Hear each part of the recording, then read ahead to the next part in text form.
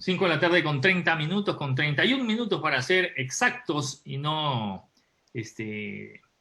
digamos, robarle ningunos segundos de su tiempo. Muy buenas tardes a todos.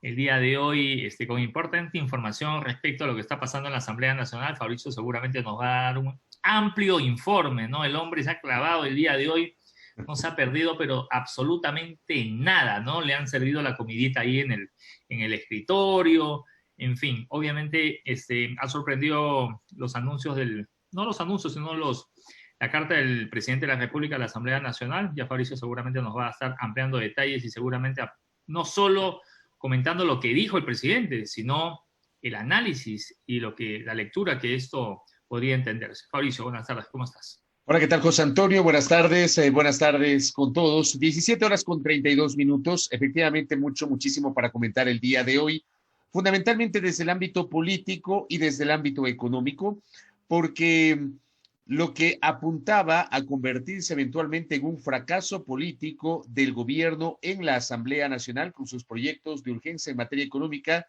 podría encontrar una luz, pero a partir de una decisión del presidente de la República de ceder en lo que originalmente propuso a la función legislativa, sobre todo en lo que tiene que ver con las contribuciones a los empleados públicos, a los trabajadores privados del sector privado que tienen relación de dependencia, a las personas naturales que no tienen relación de dependencia, así como también a las empresas que iban originalmente a tributar un valor, un porcentaje derivado de los ingresos que obtuvieron el año anterior, un porcentaje relacionado con sus utilidades. Bueno, estas contribuciones el presidente ha planteado que se las saque del proyecto, ha invocado que ha escuchado a algunos sectores, ya lo vamos a analizar, pero en buen romance, José Antonio, lo que ha pasado el día de hoy básicamente nos muestra, nos está demostrando las dificultades políticas que tiene el gobierno, carente de manejo, digamos, político, de cabildeo político en la Asamblea,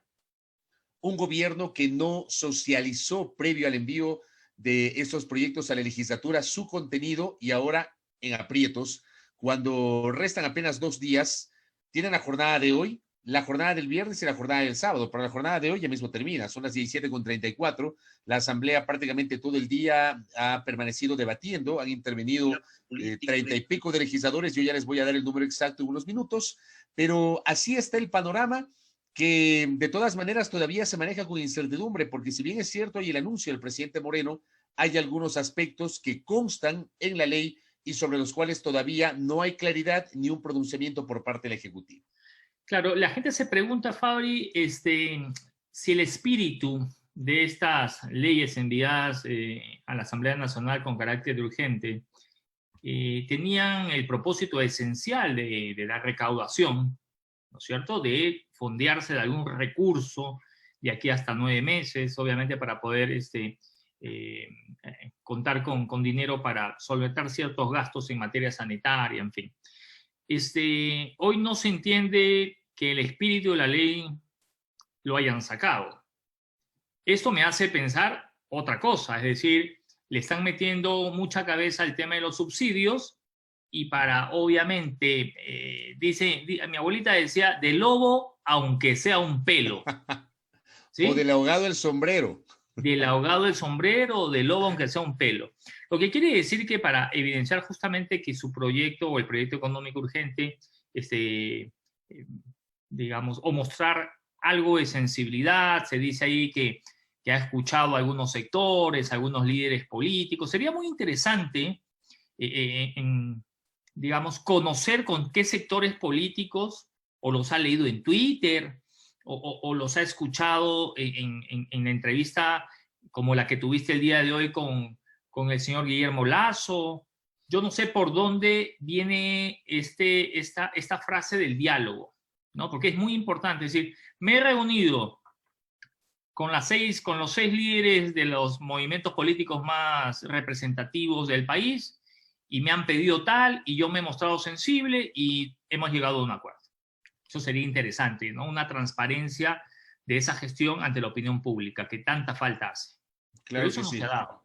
Sí, sí. A ver, yo creo que tú has puesto en el tapete de la discusión y ahí vamos a comenzar a entrar en materia con nuestros internautas que ya poco a poco se suban a esta transmisión que estamos generando aquí en Zoom al Día a través de la fanpage de Primera Plana. Ya tenemos justamente una muy interesante visualización. Oye, Muchas gracias. no hay nada que hacer, que usted tiene su hinchada. No, no, no, Porque no. ese, Algunos. esos amigos internautas están, pero 5:30 clavados para escuchar este humilde espacio. No, no, no. Pero Esto es. eso hinchada. Yo ahí sí no No, tengo no, esto mérito es en de lo dos. Esto es de absoluto. dos. Esto es de No, dos. yo Esto es soy de en dos. absoluto. Yo tengo que No es de reconocer uno.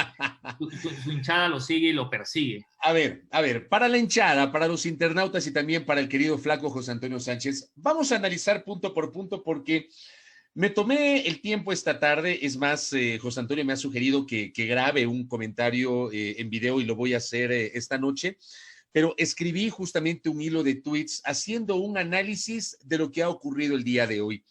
¿Tienes el tweet del presidente primero? Lo ¿Tienes, tengo. ¿Tienes en la mano? Sí, sí, ¿Qué te claro. parece si le mostramos primero, sobre todo a los internautas que tal vez no estuvieron al tanto de lo que pasó el día de hoy? El presidente de la República hoy ha hecho un anuncio que nos sorprendió y que viene a ser un anuncio que de alguna manera procura salvar sus proyectos en materia económica. Dele, Ahí flaco. tienes los 3 tweets, el hilo de 1, 2, 3 tweets que el presidente de la República escribió el día de hoy. A ver, Moreno ha dicho, he escuchado a líderes políticos y sociales, a emprendedores y empleados. Tenemos una misma prioridad, salvar empleos, emprendimientos y empresas en las que hemos puesto toda nuestra vida.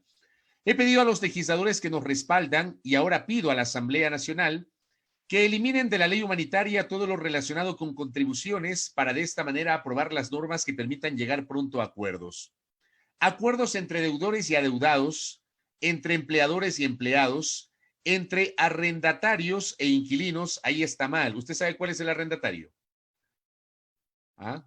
El arrendatario es el que arrienda. El arrendatario no es el dueño de la vivienda. El El arrendador es el dueño de la vivienda. arrendador, claro, El el arrendador. arrendatario es el que va y alquila un local o un O sea, inmueble. es un sinónimo de inquilino. Claro, ahí está mal. Pero bueno, así escribieron en la cuenta del señor presidente, porque el presidente no escribe en su cuenta Twitter, él mismo lo ha dicho, ¿ah? No es que estoy especulando, él ha dicho que él no maneja las redes sociales.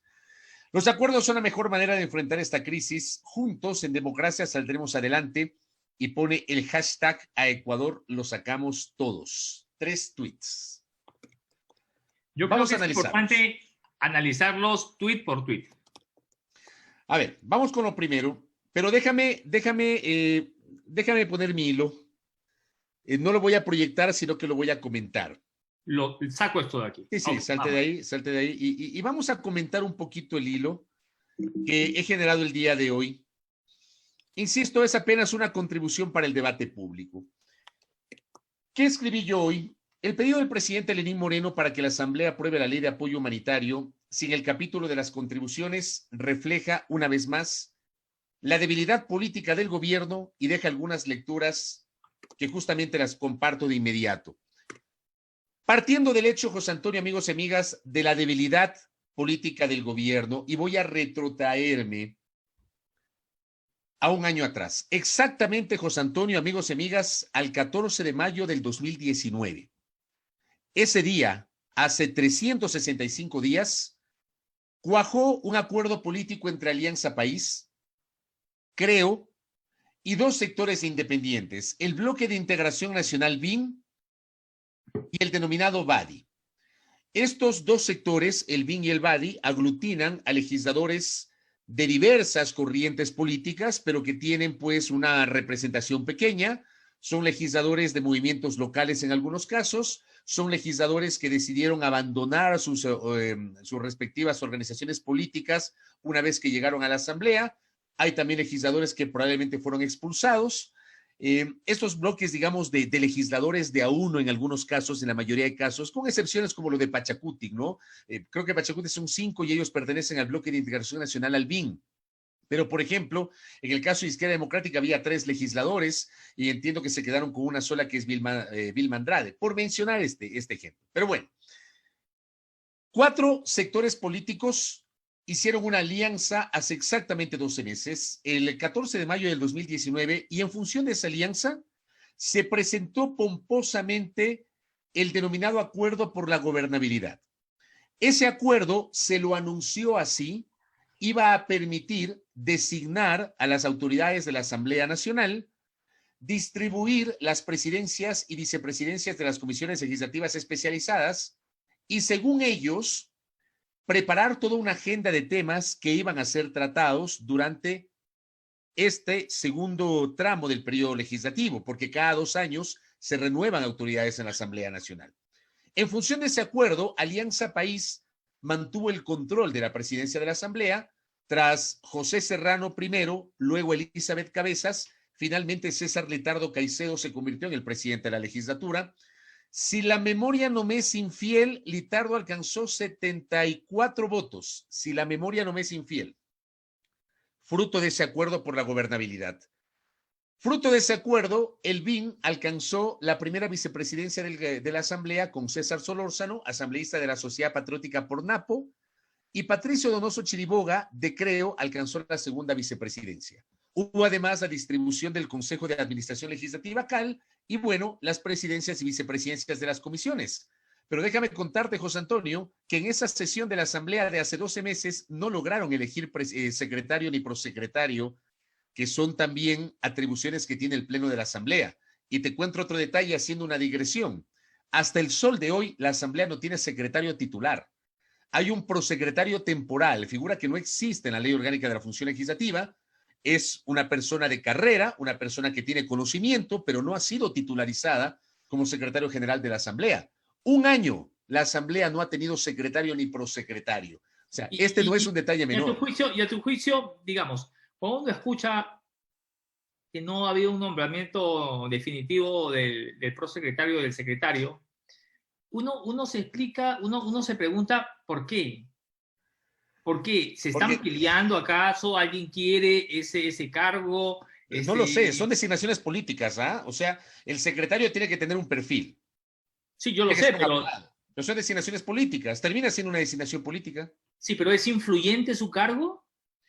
O sea, él convoca, él decreta, él es... Secretario, no, el secretario certifica. No. Nada más. El secretario no tiene poder de decisión en redundo las decisiones que toma la Asamblea Nacional. No tiene el secretario. Mi abuelita diría, si no son capaces de contratar una secretaria, ¿no? Porque es un ejemplo, ¿no? ¿Qué aspira uno o qué puede uno esperar de otro tipo de personajes que tienen que estar en cargos ahí sí lo suficientemente importantes para tomar decisiones, ¿no? Mira tú. Y yo hago esta mirada retrospectiva a lo que pasó hace exactamente 12 meses. Ese acuerdo ya tuvo sus primeros tropiezos, José Antonio, con la situación generada a la interna de varias comisiones legislativas. Tú recordarás, y seguramente muchos de nuestros internautas recordarán los problemas que hubo en varias comisiones legislativas que se agudizaron con mayor fuerza en 2 comisiones. En la Comisión de Derechos de los Trabajadores, presidida inicialmente por María José Carrión, y en la Comisión de Gobiernos Autónomos, presidida por Héctor Yepes de Creo. Ambas comisiones pasaron varios meses y no lograron sesionar. En el caso de Derechos de los Trabajadores, fruto de la presión política, María José Carrión tuvo que renunciar porque no le daban quórum en la Asamblea. Claro, es más, yo recuerdo que justo cuando se integran las comisiones, que no fue el 14, fue el 16 de mayo, 2 días después, cuando se integran las comisiones, había un acuerdo político para darle la presidencia a María José Carrión.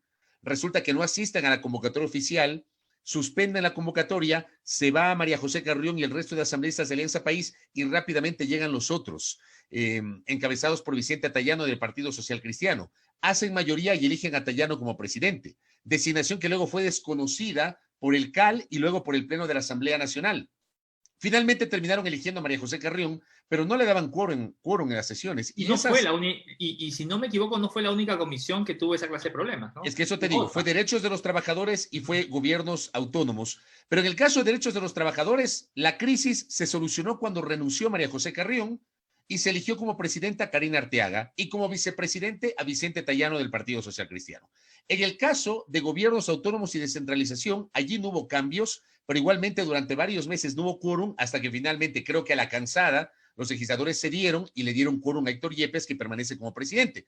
Pero cito esto porque desde el principio esta alianza política que le iba a dar gobernabilidad al gobierno estuvo tambaleando.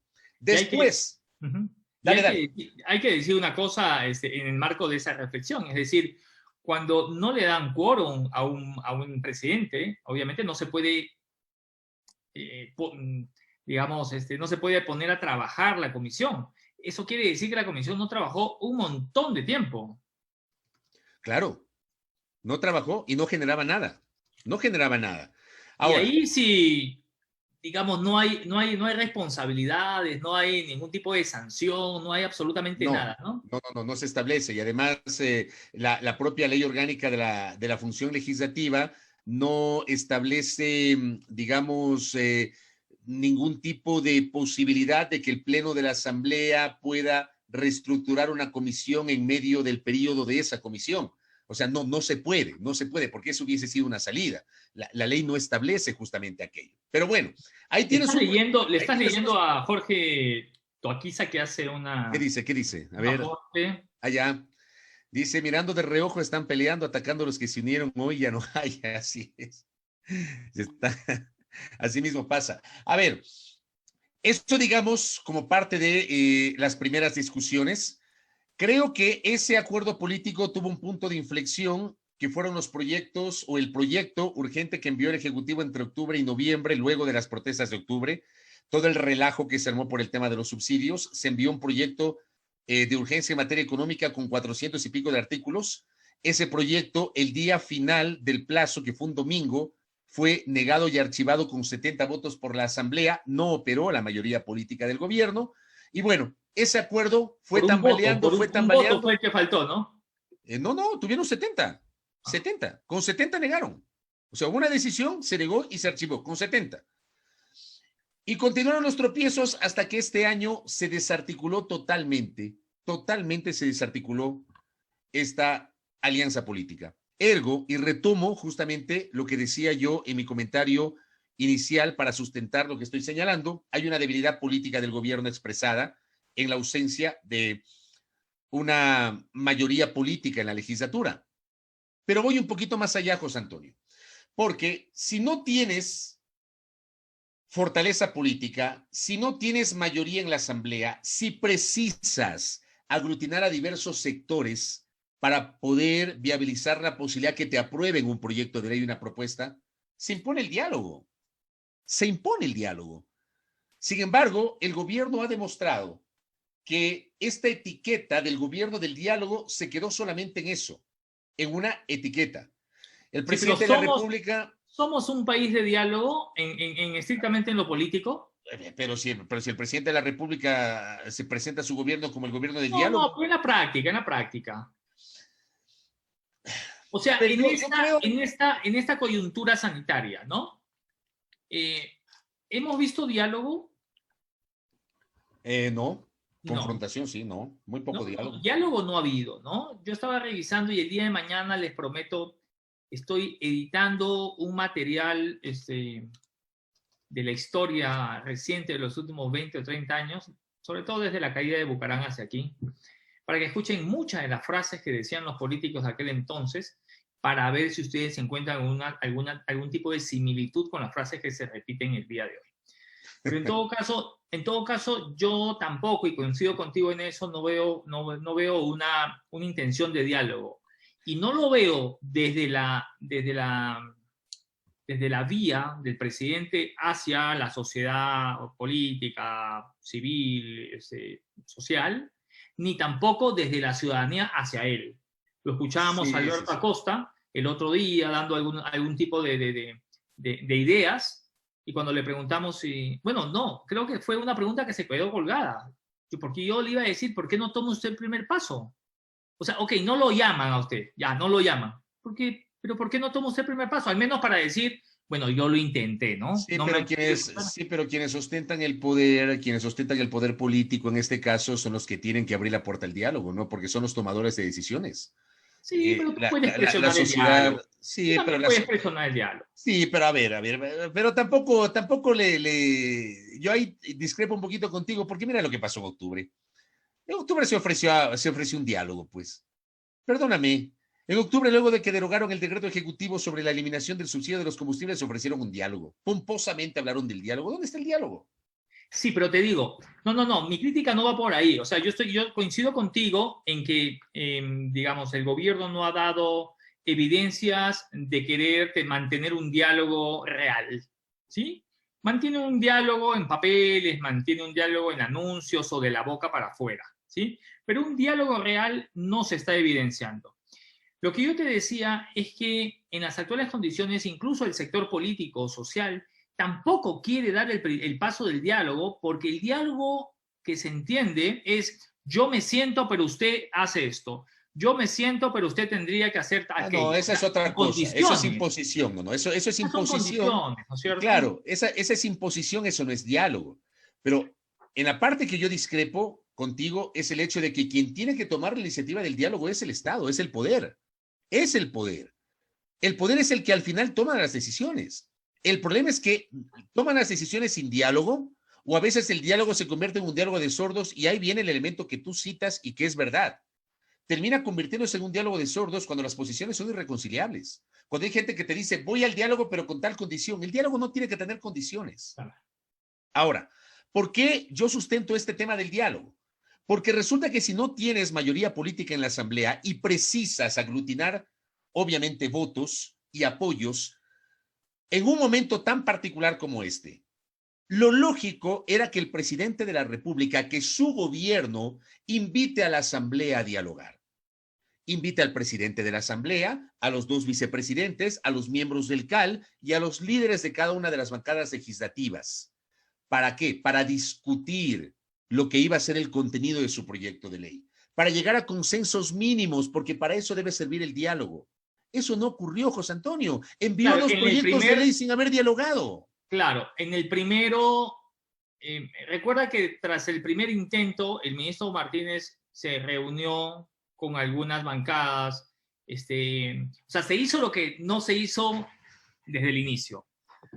E incluso hubo anuncios que decían, sí, hemos conversado con algunos asambleístas, con algunos sectores de la asamblea y le hemos explicado la necesidad y bla, bla, bla, bla, bla, bla. Pero ciertamente, digamos, primero se comete el error, luego se quiere conversar. Pero también considero de que hay bloques en la asamblea muy cerrados, ¿no? Lo que te dijo Lazo esta mañana, ¿no? Es que ellos no iban a aprobar. Ellos, ¿cuántos votos son ellos? ¿18? Ellos son 18. La gente de Creo es 18. La gente de Creo es 18. Partido Social Cristiano se ha manifestado también por la misma línea. Son 16. Partido de la Revolución Ciudadana. Son 31. Ya. ¿Ahí cuántos tienes? A ver, hagamos rápidamente la operación. Memoria, pues de memoria. Con su ágil. Vamos, 31 Revolución Ciudadana, 18 Creo, 16 Partido Social Cristiano, tiene 65. Ponle 4 de Suma, tiene 69. Ponle 3 asambleístas que eran de Alianza País, Carlos Berman, Carla Chávez y Carla Cadena, tiene 72. ¿Ah? Y los que se encuentran en el sector de... súmale a Viviana Bonilla, tiene 73. Ahí tienes. Ahí tienes los votos. ¿Qué tal? Ya, pero ya vamos a llegar a esa parte, flaco, verás. Te insisto, si no tienes margen, digamos, no tienes mayoría política, tienes que sentarte a conversar y eso no ocurrió. Ni siquiera ocurrió con el propio bloque de Alianza País. Ni siquiera ocurrió con eso. Yo le pregunté, creo que fue el otro día a Jimena Peña y me parece ayer a Elizabeth Cabezas en entrevista con A Primera Hora por Majestad. Y está claro que no hay ningún tipo de diálogo entre Alianza País y el gobierno. Y si lo hay, son diálogos muy dispersos, porque además Alianza País no tiene un bloque cohesionado y no hay tal liderazgo del presidente de la República. Yo sí recuerdo que al inicio del mandato, en 2017, hubo reuniones en Carondelet de la bancada de Alianza País con el presidente de la República. Claro, ahora no, ¿no? No hay. No hay. O sea, no dialogas ni con tu propio bloque, no dialogas con el presidente de la Asamblea, con los vicepresidentes, con el CAL, ni con los líderes parlamentarios.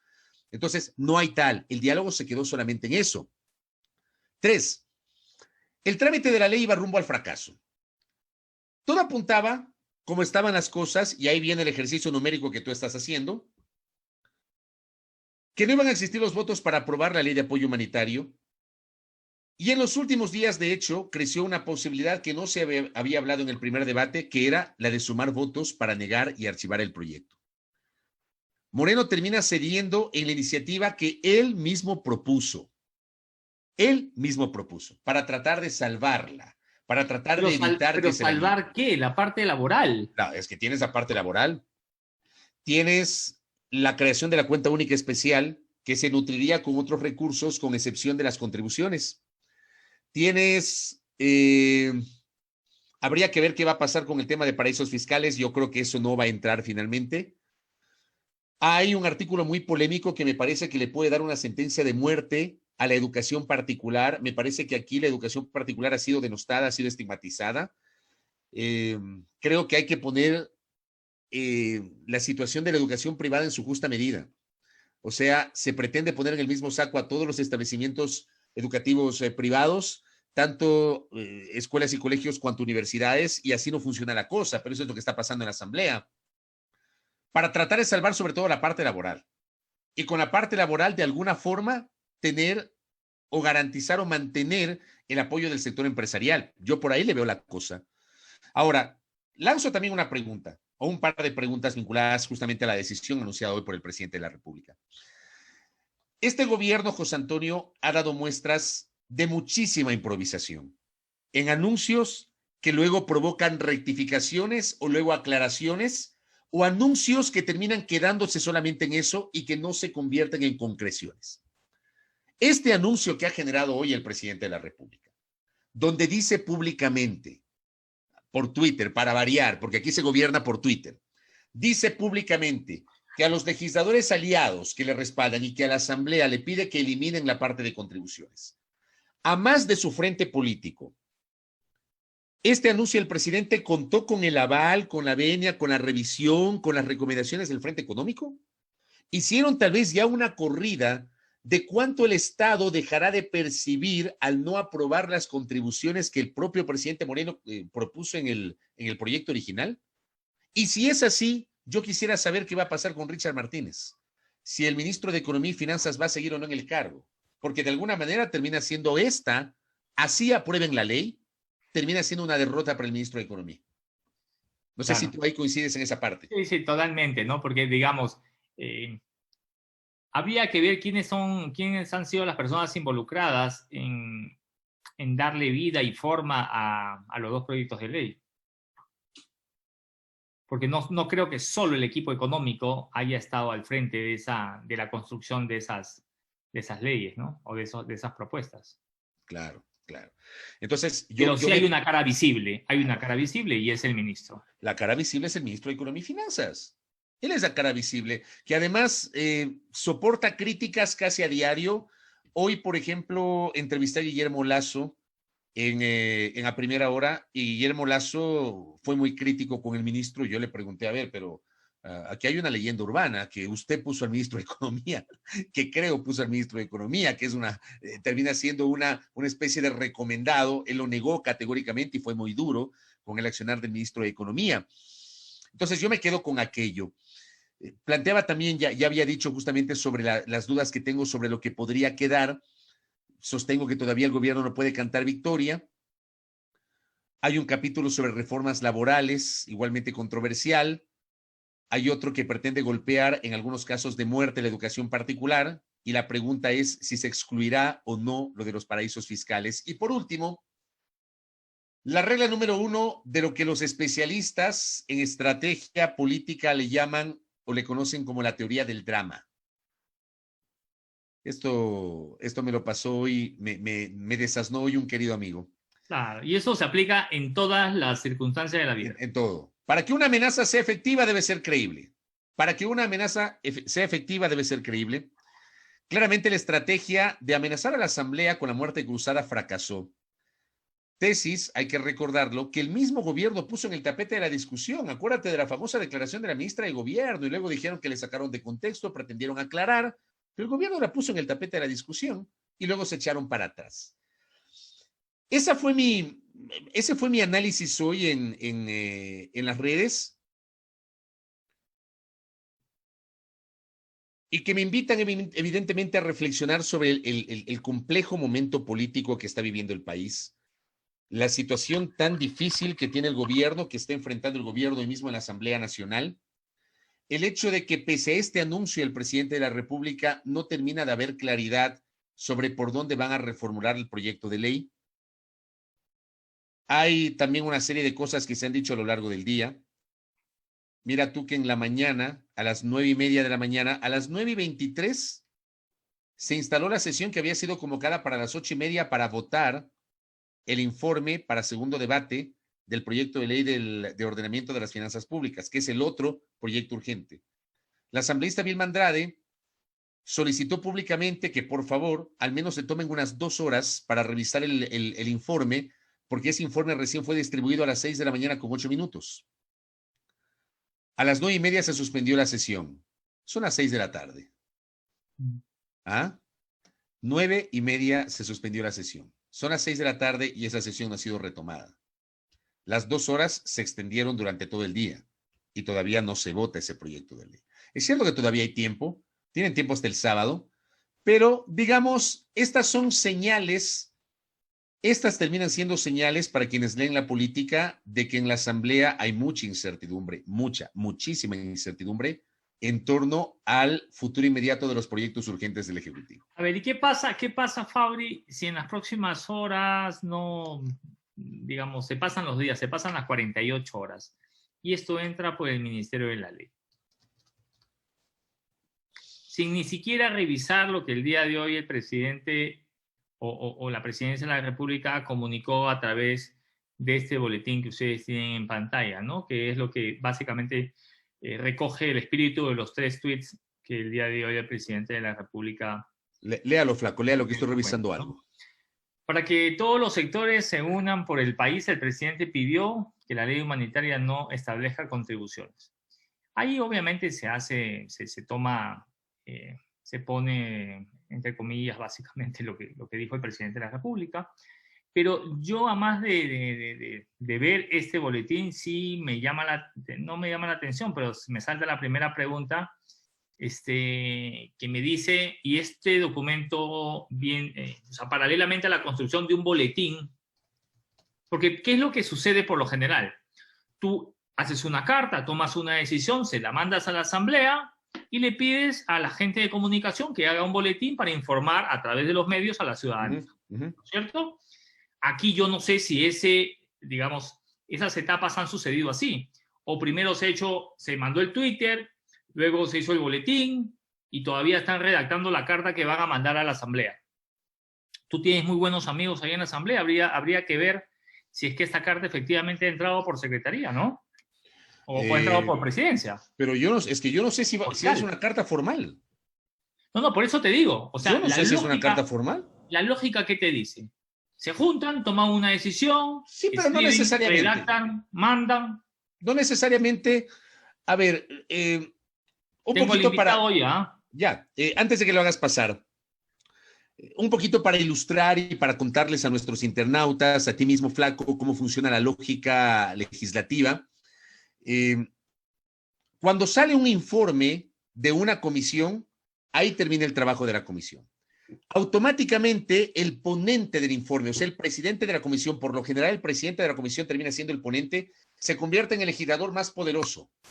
Es el más poderoso de los 137. ¿Por qué? Porque luego del segundo debate, cuando se incorporan todas las observaciones e incluso este anuncio del presidente de la República, es el asambleísta ponente el que tiene que elaborar un texto final para votación. Ese texto ya no es elaborado por la comisión. Es elaborado por el legislador ponente. El ponente, en este caso, será el asambleísta Esteban Albornoz. Él tendrá la posibilidad de incluir o excluir lo que él considere. Date cuenta, tú, a mí me parece que esa es una distorsión que tiene la ley orgánica de la función legislativa, porque todo el trabajo de una comisión legislativa, al final, va a depender de quien preside esa comisión y que actúa como ponente. Porque luego del segundo debate puede incorporar o no las observaciones que él considere sin necesidad de aprobación de la mesa. Entonces, frente a este anuncio del presidente, no se precisa una carta formal del Ejecutivo. Hay un anuncio por Twitter, seguramente habrá conversaciones telefónicas probablemente digamos, mensajes de WhatsApp, mensajes de Telegram, yo no tengo idea, para ponerse de acuerdo sobre la articulación del texto final que va a ser votado. O sea, un poquito para explicarles cómo funciona en estricto rigor y en la práctica el tema de la aprobación de una ley en la Asamblea Nacional. Así que, pero con los no se precisa antecedentes, que el presidente haya yo creo que en la vida es importante la formalidad. Más aún porque en los últimos tiempos hemos visto que te hacen un anuncio y te dicen, no. Oye, No hay flaco, una carta, no se puede formalizar, ¿no? pero tú me pides formalidad cuando resulta que están gobernando por Twitter, pues, o sea, imagínate. Vamos a dejar pasar a hágale nuestro pasar al invitado invitado. del día de hoy, el economista Víctor Hugo Villacrés. Hágale pasar. Espero que estas explicaciones dentro del juego de la política haya satisfecho algunas de las inquietudes de nuestros internautas. ¿Qué le pasó en la cabeza, señor economista? Buenas noches. ¿Qué tal? Buenas noches. ¿Qué es esto? José Antonio, buenas noches, Fabricio. Nos ha cogido la cuarentena. Oiga, ¿se ha vestido usted para la ocasión? Se ha vestido para la ocasión. Yo ando de pitcher, el señor anda ahí de... Bueno, pues es que yo salgo de un seminario que dábamos en la Universidad de Indoamérica con un representante de la FAO que desde Roma se conectaba con nosotros. Entonces ya me quedé con la misma vestimenta, pues. Ok, pero no va a ser... Maravilla. No crean que era solo para reunirme con ustedes. Oiga, ¿pero es traje completo o es como algunos ejecutivos que se ponen short, calentador abajo? Bueno, y eso no es lo más complicado. Lo complicado es que me pase como los asambleístas, que estos son otro tipo de niveles. No, acá es medio terno, mitad jean, diría yo. Ok. Muy bien. Saludamos al señor economista Víctor Hugo Villacrés Endara, analista económico, académico, expresidente del Consejo Directivo del Instituto Ecuatoriano de Seguridad Social. Mucho para conversar con él y quiero partir de una reacción de nuestro invitado en torno a este anuncio que ha generado el presidente Lenín Moreno esta tarde, y está claro, frente a la ausencia de apoyo político, porque era inminente que se iba a caer el proyecto de ley de apoyo humanitario, el presidente públicamente le pide a la Asamblea que finalmente apruebe la ley excluyendo el capítulo de contribuciones. Teníamos allí contribuciones de las empresas, contribuciones de empleados públicos, de trabajadores del sector privado y de profesionales que no tienen relación de dependencia. ¿Cómo analiza este anuncio Víctor Hugo Villacrés? Bueno, yo creo que ahí hay dos ámbitos importantes. El primero, el político. En el político, evidentemente, es una derrota del Ejecutivo al no poder contar con los votos en el Legislativo para aprobar esta ley. Pero más que una derrota de solo el Ejecutivo, es una constante derrota de quienes están en la cartera de Economía. Acuérdense que lo que pasó en octubre ya fue una derrota. A partir de eso han existido una serie de temas y actualmente esto políticamente, desde mi óptica, deja sin ninguna credibilidad a quienes están en la cartera de Economía actualmente, porque le dijeron que no a los temas de subsidios, que ahora ellos ven como una herramienta probable de recaudación de recursos. Entiendo que volverían a despertar esos temas, dado que ahí no necesitan apoyo de la Asamblea, sino que simplemente eso sería un decreto ejecutivo, ¿no?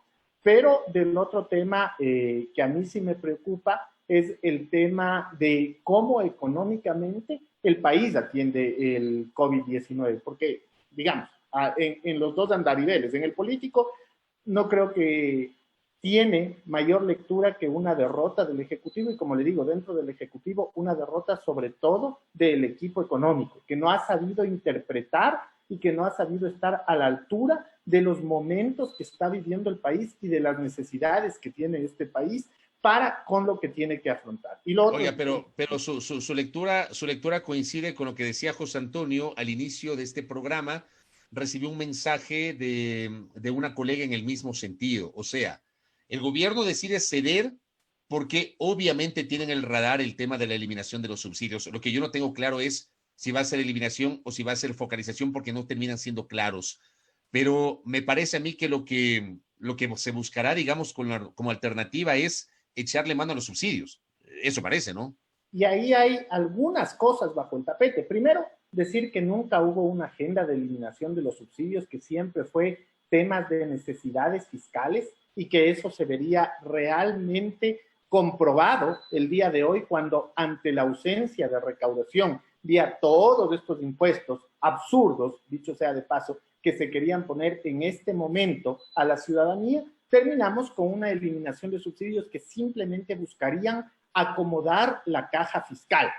¿Cuándo uno elimina estos subsidios a los combustibles? Cuando tiene un objetivo superior, y el objetivo superior, como siempre lo habíamos conversado, podría ser cambiar de combustibles fósiles a combustibles que sean mucho más renovables en el tiempo, podría ser el atender en una focalización a los sectores más necesitados, pero con una estrategia de cambio, de pasar hacia una electromovilidad, por ejemplo. Entonces, habían algunos temas que tenían que hacerse por pasos para caminar hacia una eliminación de subsidios. Eso se dijo en el mes de octubre, nada de eso ha caminado. Fíjese que habían elementos tan fáciles, en principio, como decir, todo aquel que no tenga la matrícula al día en su vehículo no podrá recibir un subsidio. Y suena lógico, porque si usted no es capaz de pagar sus impuestos, los mínimos, el impuesto a circular con su vehículo, tampoco debería tener derecho a un subsidio en los combustibles. ¿Y cómo se hace esto? Simplemente con la matrícula del vehículo. Entonces había muchas herramientas para ir desmontando el subsidio en base a las necesidades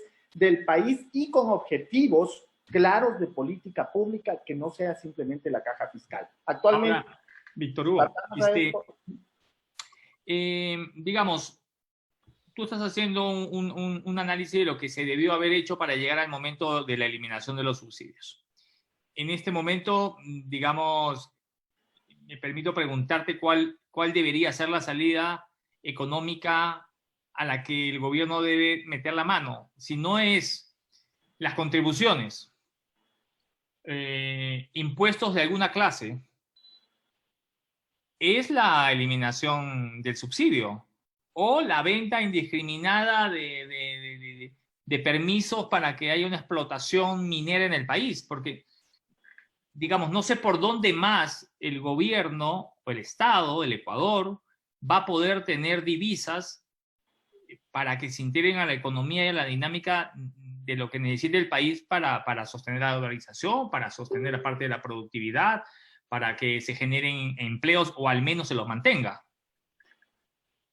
Hay que entender la coyuntura y de ahí resolver la estructura. Estamos pasando de un momento de una primera ola que se nos vino, si se quiere, una gran ola gigante que está sobre el mundo. Y esta ola gigante que está sobre el mundo se llama COVID-19. Junto al COVID-19 viene una segunda ola, también gigante, mucho más gigante que la del COVID-19, que se llama recesión económica a nivel mundial. Y bueno, hay una tercera ola que está un poco más lejana, pero que también nos preocupa a todos y que tiene que ver con el cambio climático. Entonces, tenemos que resolver en economía desde lo que viene, desde lo que estamos en el momento, hasta lo que pasará en el mediano plazo. ¿Qué hacer en el corto plazo? Bueno, en el corto plazo hay que ver la receta que están utilizando varios de los países, no solamente de la región, sino también europeos. Como les digo, acabo de terminar un diálogo con la gente de la FAO, y la gente de la FAO, cuando le preguntaban en el auditorio qué hacer, por ejemplo, con cuál es el rol que debería tener el gobierno en el tema de mantener la oferta alimentaria, decían que hay que pensar en temas de que se mantengan empleos, que hay que buscar, que hay que empezar en temas de analizar el poder adquisitivo de la gente para no reducir ese poder adquisitivo y no afectar la alimentación, que hay que pensar en el famoso tema de los desayunos escolares, y justamente el panelista decía, ojo, yo entiendo que todo el mundo está en este momento en cuarentena y que no están asistiendo a la escuela, pero esos recursos deben ser reorientados hacia las familias. Entonces, para poner en términos prácticos, lo primero que debemos hacer es un acuerdo de largo plazo con los tenedores de bonos, en donde lo que podemos hacer es sentarnos en la mesa y decirles, señores, bajo estas condiciones el mundo no tiene para pagarles. Ecuador no es la excepción, tampoco tenemos para pagarles. Pero a ver, punto uno, ¿tenemos la muñeca como para hacerlo? A ver, o simplemente decimos, ok, ¿sabes qué? Ecuador se está poniendo así muy gallito y nos está poniendo unas condiciones encima de la mesa y no es tan grande su economía como para poder, digamos, poner esta clase de ejemplo que puede ser replicado por países que realmente tienen economías más grandes y que realmente sí nos importan. Así que lo vamos a poner de ejemplo a Ecuador. Entonces le vamos a cerrar la llave. Mira, José Antonio, el tema puede ser desde doméstico hasta a nivel de país. Cuando tú no tienes para pagar una deuda, lo que puedes hacer es acercarte al banco.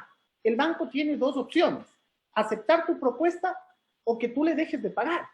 Y así pasa en el sistema financiero individual. Es decir, cuando tú vas al banco y le dices, señores, no tengo para pagar la tarjeta de crédito, el banco no es que te dice, mira, José Antonio, tú eres uno y el banco es bien grande y tenemos muchos tarjetavientes, entonces a ti te vamos a dejar de lado y te vamos a decir, ¿sabes qué? Contigo no hay cómo y caes en default. Sí, pero si yo voy al banco, y le digo, oiga, señor banco, vea, tengo $10,000 que le estoy debiendo, no tengo cómo pagarles, necesito que me organicen y lo que debía pagar en 6 meses me lo pongan en 4 años. El banco va a decir, ok, señor Sánchez, le vamos a reorganizar, reestructurar su deuda, pero eso sí, no me vaya usted a pedir plata en 4 años hasta que no me termine de pagar al menos el 50%.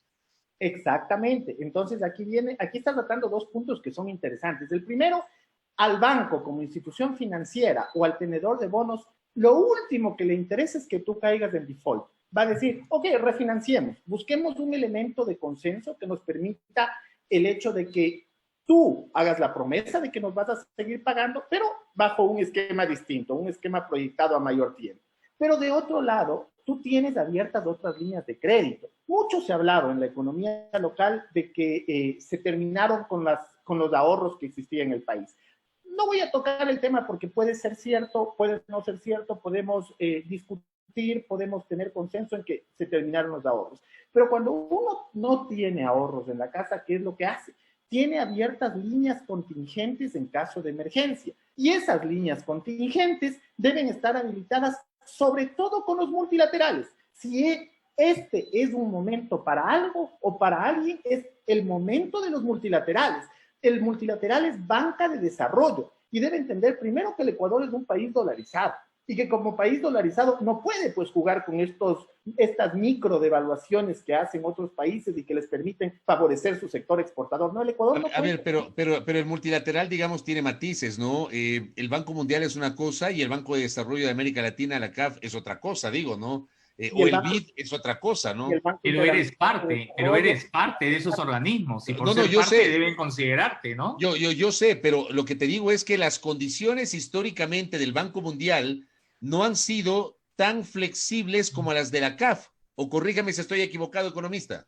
de acuerdo, el tema del BID y la CAF yo le dejaría de un lado porque además Claro. ahí hay algunos argumentos que son falsos y que se han esgrimido en la economía ecuatoriana, como que el Ecuador recién empieza a utilizar el BID y la CAF, como que cada que llega un crédito lo debemos poner como una noticia positiva. No, señor. Si usted revisa las cifras del 2017, el Ecuador era el quinto principal deudor del Banco Interamericano de Desarrollo y el tercer principal deudor de la CAF. Quiere decir que durante los últimos 14 años se ha venido utilizando estos multilaterales para inversión.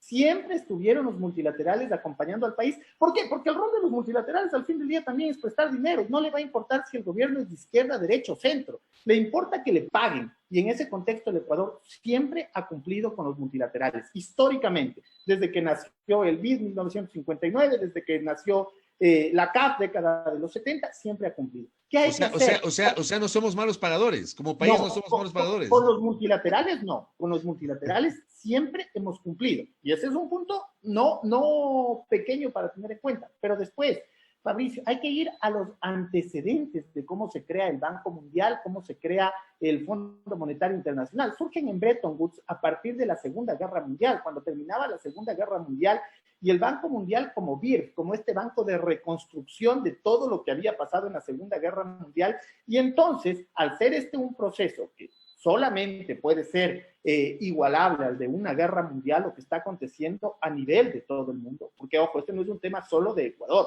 entonces este no es un tema en donde Ecuador va a declarar la moratoria, ya lo hizo Argentina, lo harán próximamente otros países. ¿Por qué? Porque la situación es apremiante. Entonces, en ese sentido, tenemos todo el derecho de sentarnos como país, como grupo de América Latina, como grupo de países, de sentarnos con el Banco Mundial, de sentarnos con el Fondo Monetario y decir, ahora es cuando necesitamos, por ejemplo, los derechos especiales de giro. Ahora es cuando van a servir porque estamos en un proceso de reconstrucción igual o peor a lo que sucedió en la Segunda Guerra Mundial. Entonces, si ustedes se crearon con esa razón de ser bajo ese esquema, hoy día es que el Banco Mundial debe canalizar recursos, sobre todo a países, entiendo yo, que tienen problemas fiscales, países que no tienen moneda propia, países que pueden tener complicaciones en términos de deuda. Yo creo que a quienes debemos recurrir es a los multilaterales. Como le digo, más allá de que tenemos agenda llena con la CAF, con el BID, siempre hay algún espacio para crecer algo más, pero sí hay que exigirles a instituciones como el Fondo Monetario, como el Banco Mundial, no solamente desde el Ecuador, debe ser una presión regional y sobre todo presión en algunos países. Fíjese usted qué pasa con El Salvador, con Panamá, con Ecuador, países que somos dolarizados, que no tenemos capacidad de devaluar y que tenemos ahí la solución a algunos problemas, como ya ocurrió en la Segunda Guerra Mundial con el famoso Plan Marshall. Es que no nos lo estamos inventando. Ahora, Víctor Hugo, yo sé que entre bomberos no se deben pisar la manguera, ¿no? Pero sí es oportuno que usted haga un tipo de comentario respecto a las decisiones o planteamientos realizados por el economista, señor ministro de Finanzas, Richard Martínez. ¿Usted cree que toda su propuesta esté equivocada? ¿Cree que no ha tenido el suficiente tiempo y la tranquilidad y el asesoramiento para poder construir algo mucho más eficiente, tomando en consideración ciertos elementos, no solo la deuda con los organismos internacionales? ¿Cómo evalúa usted el trabajo del ministro? Mire, el gran problema es cuando uno ideologiza mucho su quehacer administrativo público. Usted no puede en el quehacer administrativo público dejar algunas herramientas porque le parece que ideológicamente no son correctas y atarse a otras porque le parece que le ayudan a cumplir los objetivos que ideológicamente el libro de texto le dice que debería tener. Entonces, ¿cuáles eran los objetivos de la administración en términos económicos? Tener déficit fiscal cero. Si usted revisa, por cierto, los países de la región, no hay ningún país en la región que tenga déficit fiscal cero.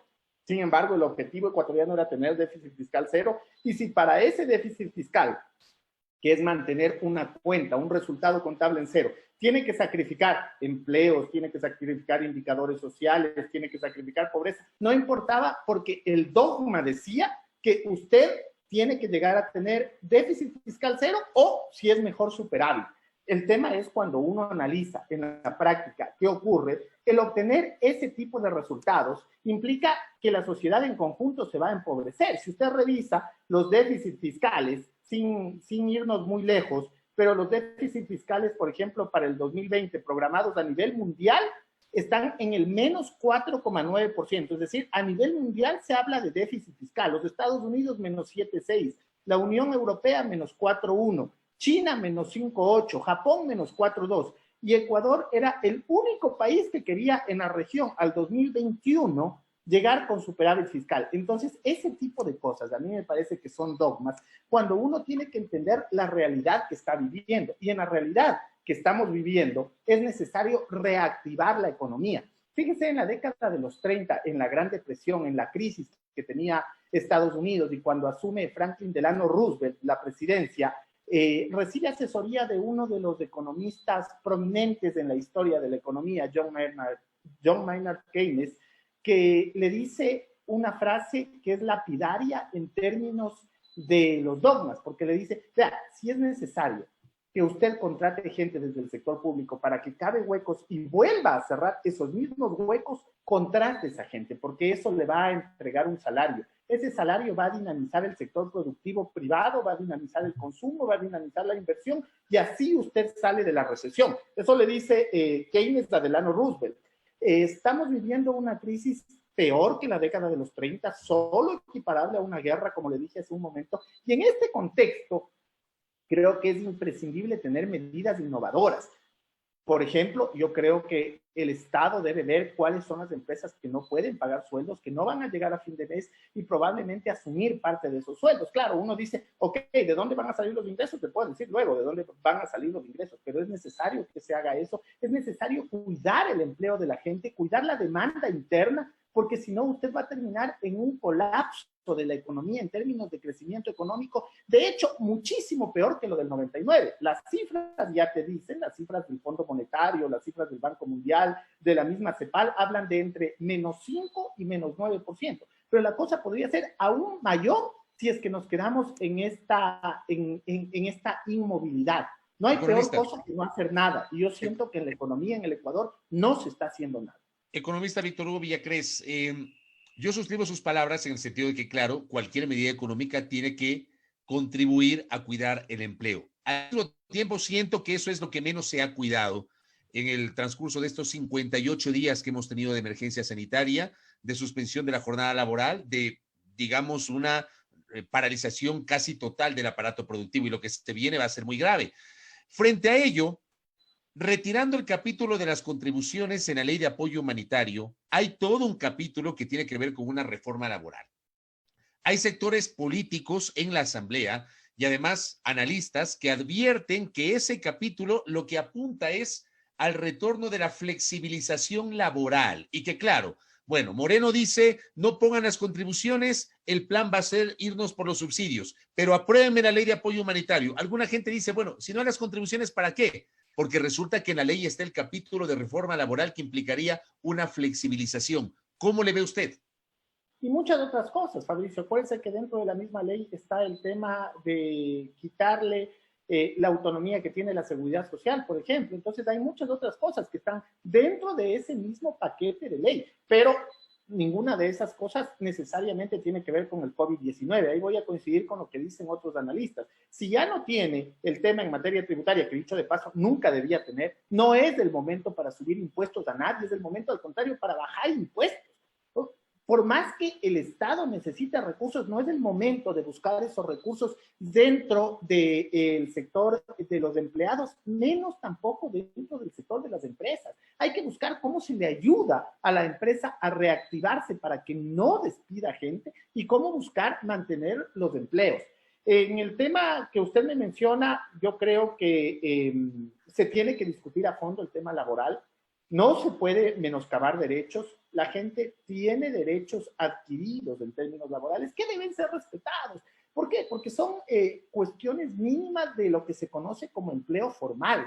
Cuando hay una reforma laboral, estamos atacando el tema del empleo. Y el tema del empleo no mejoró antes de los beneficios, porque usted, si revisa la historia, la serie histórica de cuantificación de empleo, subempleo y desempleo, por poner las categorías básicas, aunque hay una serie de categorías adicionales que el INEG ha dispuesto, pero las categorías básicas, por poner empleo, desempleo y subempleo, usted debe tener claro que si es que afecta en alguna medida lo que se conoce como empleo formal, eso va a pasar a ser subempleo.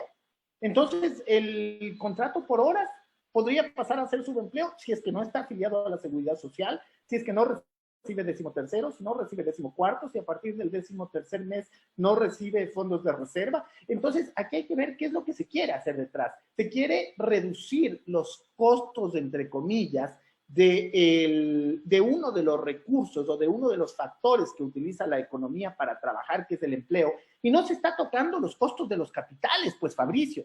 Y los costos de capital en el Ecuador, en un país dolarizado, son altos, y este sería un momento para poder reformar, y si se quiere ayudar al productor, al empresario, se lo puede hacer desde el costo del capital.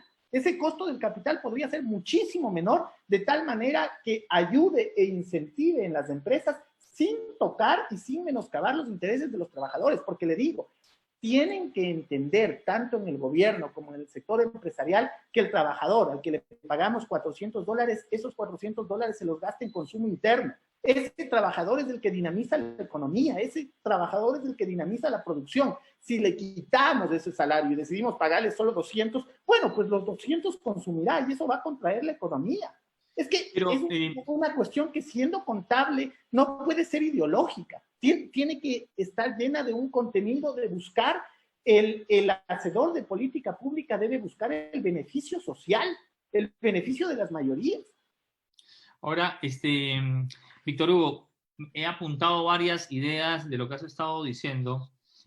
Primero, me quedo con clarísimo que si fuera tu alumno, el ministro de Finanzas, no pasa el año, no pasa el semestre, digamos, por cómo ha actuado en la coyuntura, porque a veces a los economistas cuando están en grados, en fin, les ponen, no les ponen un examen, pues póngame la fórmula de cómo se saca raíz cuadrada. No, le dicen, señor, tome este problema, soluciónelo. Y ahí se ve la destreza de un economista, ¿no es cierto? Entonces, me queda clarísimo que con usted no pasa el semestre. Estás hablando acerca de la generación de trabajo, y ciertamente la generación de trabajo ayuda a la dinamización de la economía por poco o mucho que se pueda ganar. El simple hecho de ganar hace que el dinero que entra en un bolsillo salga al tendero, salga a la ferretería, salga a la educación, en fin. Y eso obviamente entra a la dinámica económica del país, y eso es absolutamente positivo para cualquier economía del país. Digamos, si nosotros no hemos tenido la capacidad, y cuando hablo de nosotros digo del Ecuador, no hemos tenido la capacidad de seducir la inversión extranjera para que esos dineros entren, porque hemos estado dando señales de que no somos serios en el manejo de las propuestas a largo plazo. Te ponemos una propuesta, al año viene otro gobierno, te cambia las reglas del juego, o el mismo gobierno te cambia las reglas del juego. Entonces, ¿con qué tipo de capital cuenta el Ecuador para poder, digamos, hacer, ni siquiera que la inversión extranjera venga, sino que la inversión que esté no se vaya a otros países donde le están diciendo, vea, venga, yo le voy a dar, le firmo en piedra esto, de que no le vamos a estar cobrando tal y cual impuesto, le vamos a bajar y usted va a tener estos beneficios y trae su plata y empieza a producir en nuestro país? ¿Cómo se hace eso? A ver, yo creo que hay como 4 pasos o 4 elementos fundamentales que la economía ecuatoriana debe tener en cuenta. Primero, el tema de cómo vamos a reactivar la liquidez interna. Creo muchísimo en la demanda interna. Si bien es cierto, el sector externo nos puede ayudar a equilibrar nuestras cuentas, a crecer económicamente, el sector externo nos puede ayudar a un mayor ingreso de dólares, no es menos cierto que lo primero que tenemos que cuidar es la demanda interna. Y la demanda interna la vamos a cuidar a partir de que no se pierdan puestos de trabajo y de todo lo que hemos hablado hoy día, de este proceso que de hecho tú lo has expuesto muy bien, José Antonio. Es más, creo que tú sí pasarías la clase de economía y tú serías un excelente ministro, porque está clarísimo el tema de la demanda interna. Un segundo tema, el Estado tiene que tener abiertas fuentes internas y externas que le permitan generar liquidez y amortiguar los problemas que puedes tener en el sector fiscal. Es cierto que el petróleo ha bajado de precio, es cierto que teníamos una serie de amortizaciones de intereses pendientes que, como hemos hablado a lo largo de la entrevista, hay que por utilizar un término común, patearlos hacia largo plazo, es decir, hay que mover esos indicadores. Pero dentro de la liquidez doméstica está la opción de la banca pública, por ejemplo. La banca pública puede contraer endeudamiento para dinamizar varios sectores de la economía. Tienes Banecuador, que puede dinamizar la pequeña y mediana empresa. Tienes la Corporación Financiera Nacional, que puede dinamizar los grandes grupos económicos. Ellos deben actuar con una política contracíclica adecuada. Tienes política comercial para evitar que ingresen algunos bienes que al momento lo único que generarían es salida de capitales. Si tú te pones a pensar en aranceles, en salvaguardias, yo no creo que es el momento para que lleguen al Ecuador autos de lujo, autos de 200,000, de 300,000 dólares o superiores a 100,000 dólares. Oye, busquemos las herramientas con las cuales cuidamos la liquidez interna. Y entonces, he mencionado, por dar un grupo, los autos de lujo, pero hay muchas cosas suntuarias que no hacen falta en la economía ecuatoriana en tiempos de crisis y a las cuales podría ponerse ciertos aranceles o salvaguardas para cuidar la liquidez de la economía local. Y después va a ser importante también dentro de la política comercial el analizar cómo fomentamos nuestras exportaciones. También si es que vamos a necesitar trabajar ahí con procesos de subsidio. ¿De dónde va a salir la plata? Me puede preguntar la gente, porque hablamos mucho de subsidiar ciertos sectores, de subsidiar el empleo. Bueno, el Banco Central tiene el dinero electrónico dentro de su institución y lo dejó inhabilitado. Eso iba a decir, ya no tiene el dinero electrónico, ya le cedieron a la banca privada. Bueno, pero le cedieron por ley. Lo que se hace, se deshace de la misma manera.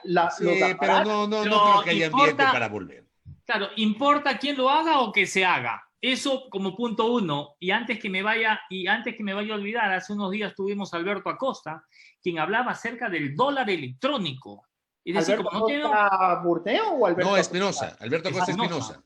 Que papá. como no tenemos la capacidad de la maquinita de emitir moneda propia, él planteaba una idea del dólar electrónico. Entonces, que a las personas, a los funcionarios públicos, en fin, si les tienen que pagar $1.400 de sueldo, que ojalá les pagaran que a punto y a tiempo, les paguen 1.000 y con los 400 les den una especie de dólar electrónico que sirva ¿para qué? Para pagar la gasolina, para pagar la luz, para pagar el agua, para pagar quizás el teléfono, para pagar el gas.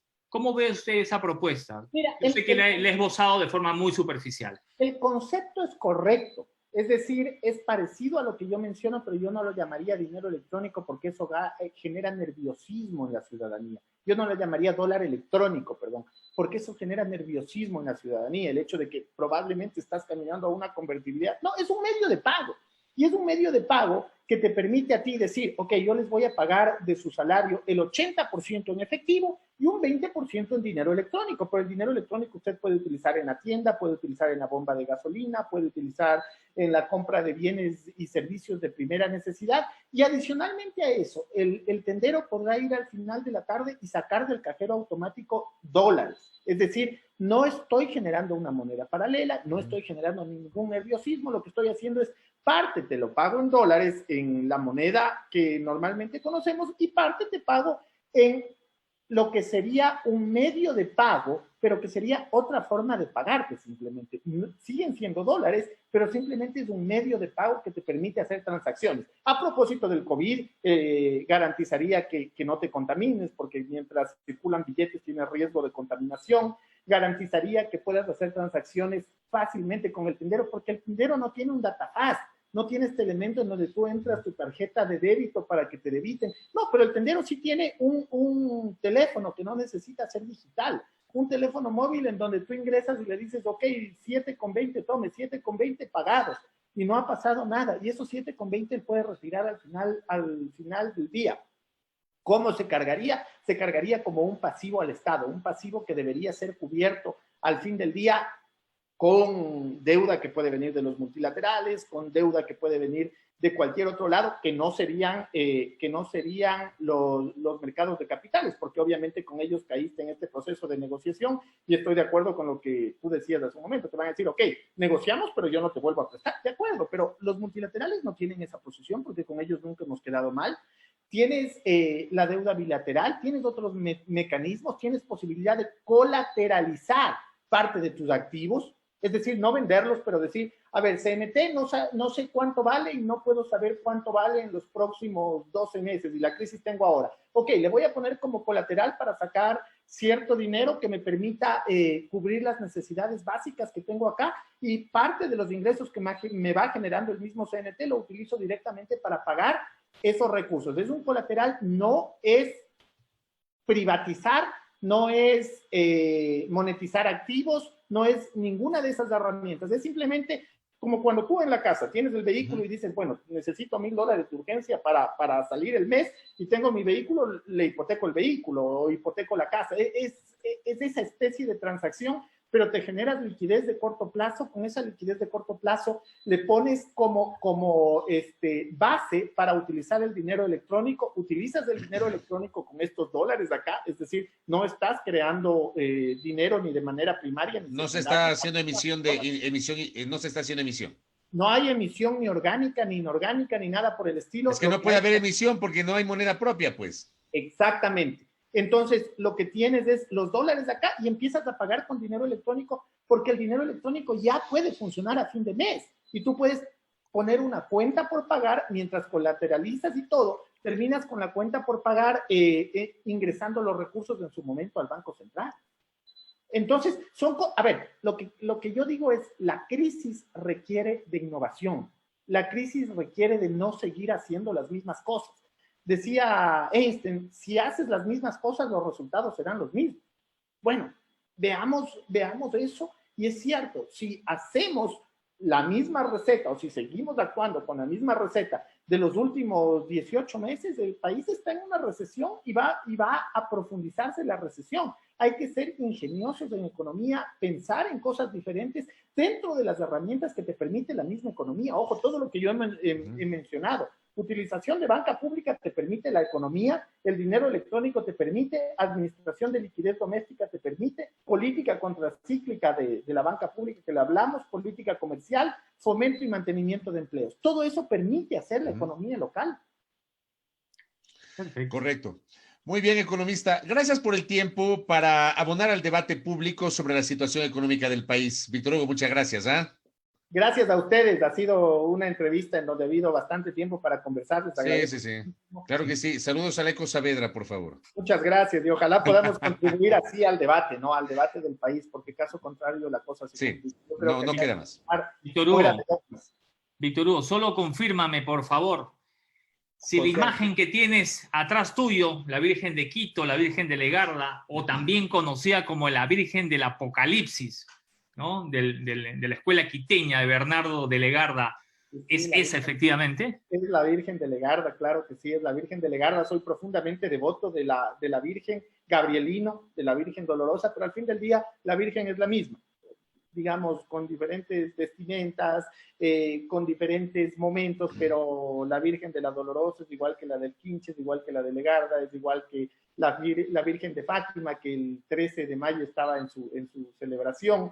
Entonces, al fin del día es esa devoción profunda en ese ser supremo, y creo que en estos momentos, cuando a muchas personas se les acaba la fe, cuando muchas personas han visto morir a hermanos, padres, parientes, queda esa fe y en el Ecuador no debemos perder la fe, porque creo que el Ecuador se merece mejores días. Creo que juntos, más allá de las discrepancias ideológicas que pueden haber, juntos sumemos herramientas para que este país que es tan lindo, que es tan rico, pueda salir adelante y que olvidemos todos aquellos temas que en la política muchas veces nos desalientan, y pensar que este país es posible, es viable, porque este Ecuador lo vamos a hacer los 17 millones de personas que aquí habitamos, no solamente los políticos.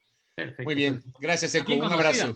Gracias. También conocida como la Virgen Alada o la Virgen bailarina, ¿no? Tantos apelativos. Es hermosa, es hermosa. A mí me gusta muchísimo y siempre siempre he querido comprarla, aunque dicen que no hay que comprar, hay que esperar que te la regalen. Así que ya le tiré el centro, mi querido economista. Exacto, porque esta me la regalaron a mí. ¡Qué barbaridad! Pero con gusto, dice que uno no la debe comprar. Dice que uno no lo debe comprar. Hay que esperar que se la regale. ¿Y quién mejor que alguien que ama a la Virgen? Bueno. Nos vemos a los tiempos y puede ser esta una ocasión para tener una reunión informal en donde nos daremos presentes con la Virgen de Legarda. Claro. Qué barbaridad. Este flaco ya le puso en compromiso al economista. Gracias, Víctor Hugo. Abrazos. Gracias. Al señor economista Víctor Hugo Villacrés Endara, analista económico, académico, hablando justamente sobre economía. Yo también espero que me regalen un divino niño, por si acaso. Yo soy devoto del divino niño. Por cierto, y a propósito de algunos comentarios. Una estampita le voy a dar a usted. Tengo 3 estampitas del divino niño, por si acaso. Por si acaso. Oye, a propósito de algunos comentarios, déjenme decirles, digamos, tal vez para salir no en defensa, pero sí aclarar un poquito la postura ideológica y política de nuestro invitado. Nuestro invitado siempre estuvo de acuerdo con el esquema del dinero electrónico. Yo mismo estuve de acuerdo con la necesidad de tener dinero electrónico en el Ecuador, porque esa es una discusión de carácter global. No es que recién hoy, cuando ya se ha desarticulado el esquema del dinero electrónico, estamos hablando de eso. Ya lo hemos hablado en varias ocasiones y yo sí debo certificar que Víctor Hugo Villacrés ha manejado una coherencia en torno a este tema. Muy bien. ¿Qué dice por acá?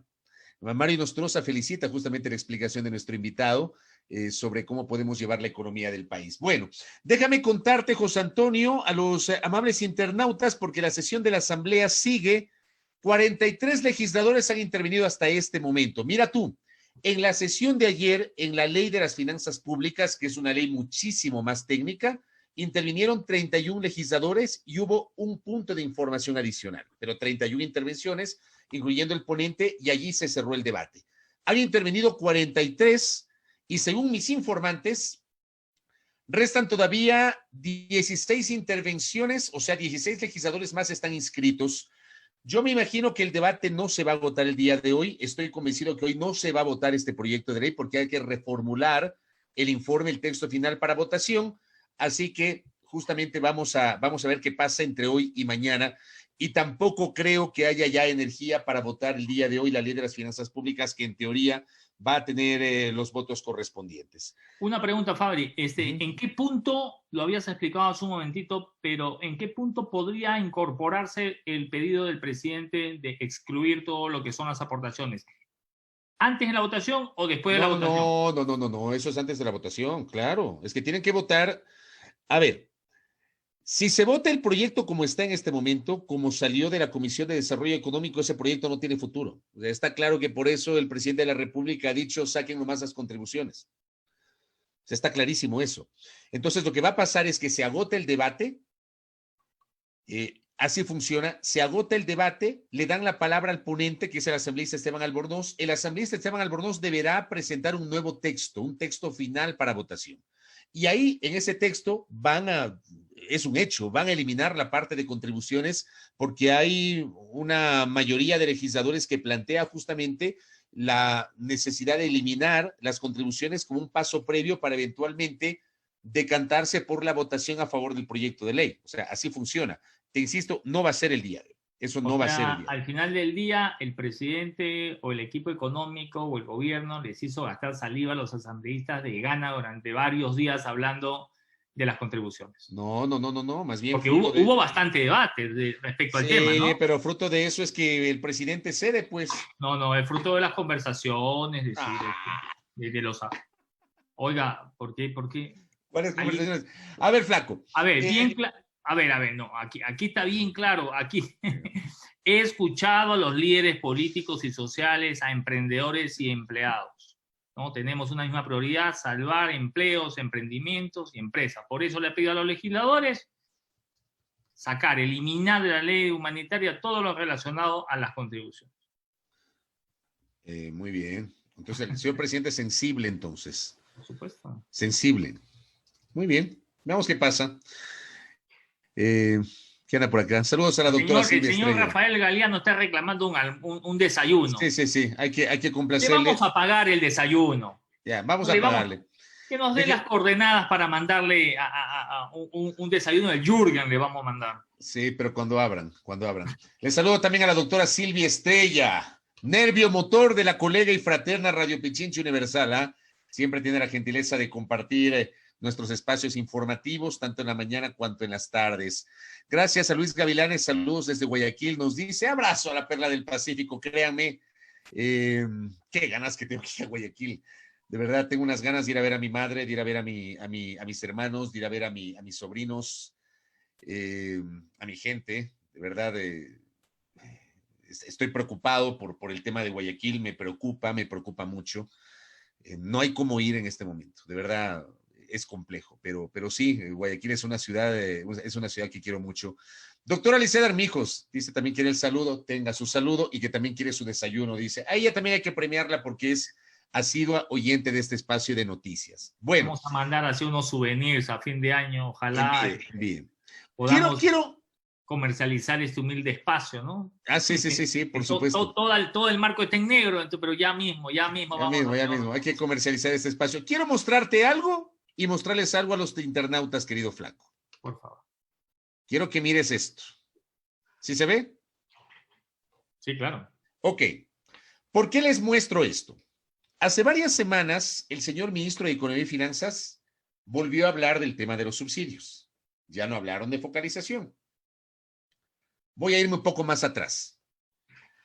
Antes de octubre, en los últimos días de septiembre, en la última o las 2 últimas semanas de septiembre, mucho se habló sobre que el gobierno iba a proponer a la Asamblea Nacional una reforma tributaria para aumentar el IVA del 12 al 15%.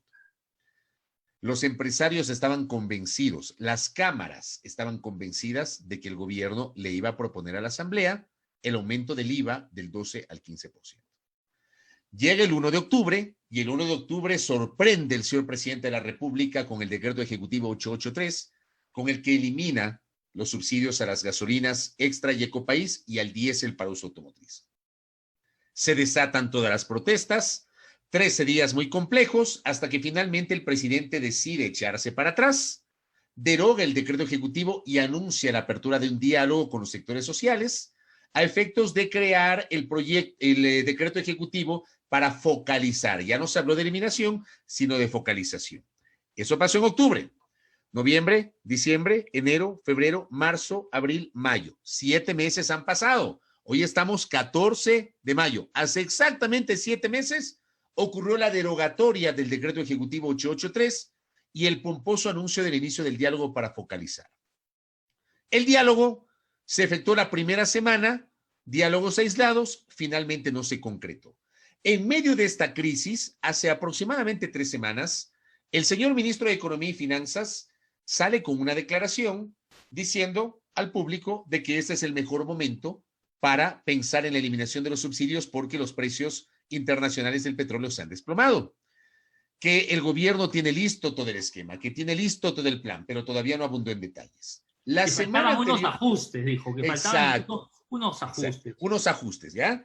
Y que el anuncio lo va a hacer el presidente de la República.